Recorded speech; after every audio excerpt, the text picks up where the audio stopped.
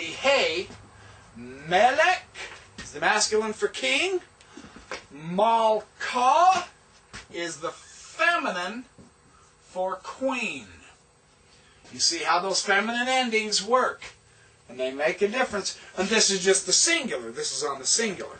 And again, as Lambden does note, he says, nouns denoting animate beings usually have grammatical gender corresponding to the natural gender, the sex, but there is otherwise no clear correlation between gender and meaning. For example, har, now this is interesting, he shows har,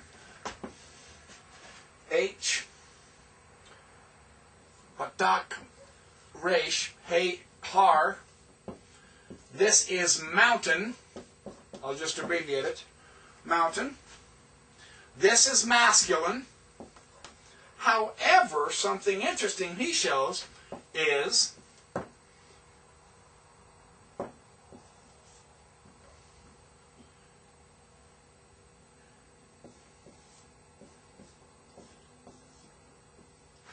Giva. Notice this. Do we pronounce that Shiva? Nope. You don't, because it closes the syllable. G, Gimel, Hirek, the dot. Sorry, I got to practice doing these big, don't I? Then there's the Shiva, so you see this. Give, and notice there's no dagesh in the bait. No dagesh means it softens the sound. So this is a V, so give, ah. And that's how to pronounce it. That is not how to spell it. Do not tell anyone that the backyard professor says to spell this word this way. I will flunk you out of the class. However, this is important because we have Gimel, Hirek, we have Veit with the Shiva, and with the silent Shiva, you don't do anything with it in pronunciation.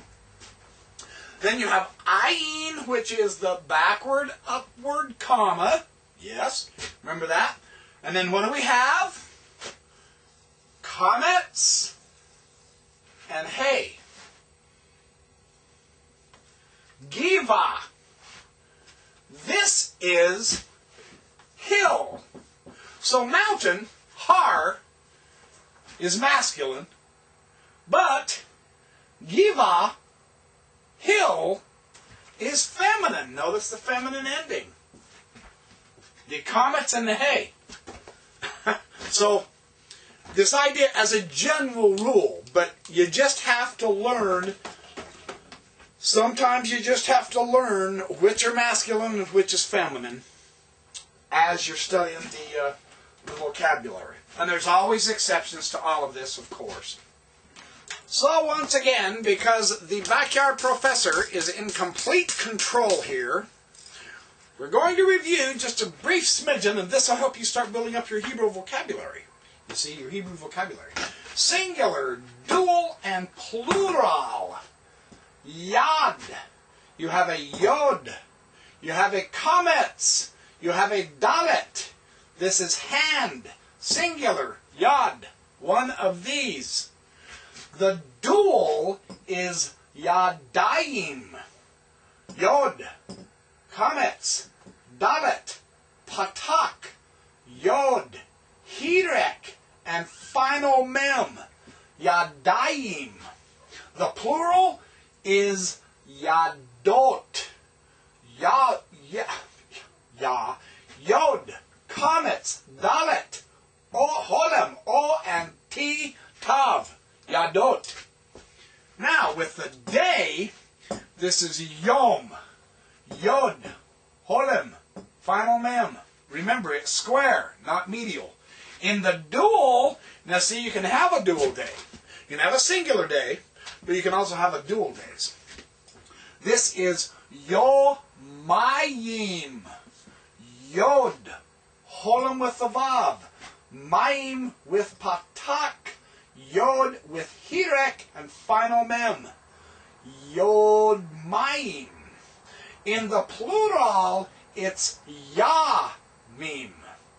Yamim for day. the plurals, this is days, yamim. Notice the masculine ending, ym, but the feminine ending of ot.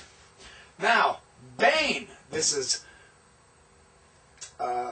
bait with the dagesh, sera, and n, final n, son, bain. There is no dual, banim. So bain is singular, and you come over here to bait, kametz, nun, hirek, yod, final mem. Notice the plural, whoops, I erased it. The plural masculine ending. This is banim. So bain is son, banim is sons. Same with daughter.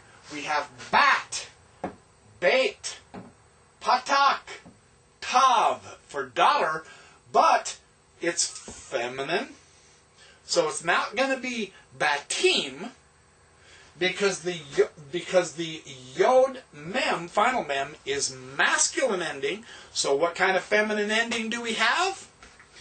We have bait, kametz, nun, holam vav with tav, or banot. So this is bain, banim, bat, banot. See the feminine ending of the o and the tav. And that kind of gives you an idea on the singular, dual, and plural. Now that I've shown you the feminine and the masculine endings, let me show you something that is going to drive you crazy. You're crazy, man. Let me show you something wild about Hebrew. You thought you were getting a handle on this? Check this anomaly out. What do we have here? Aleph, kametz, veit.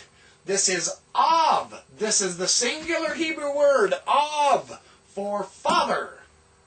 The plural of father, who is a man, who is masculine, is avot. For the plural.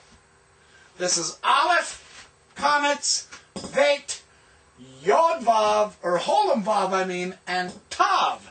But that's the feminine ending. But it's the masculine plural for father. Av and avot for fathers. Now, isha, you have aleph, hirek, sheen, because of the dot over the right-hand side, and kametz, and hey. So you have isha for woman, but you have nashim, nun, kametz, sheen, hirek, yod, final mem. Isha, woman, nashim, women. But the ym ending is masculine. It's backwards. You have plural for fathers, plural men, but it's in a feminine ending.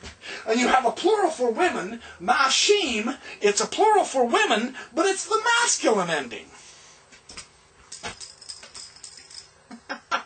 And you thought you were just starting to get it, didn't you? This is one of those very interesting, rare exceptions with this utterly fascinating language.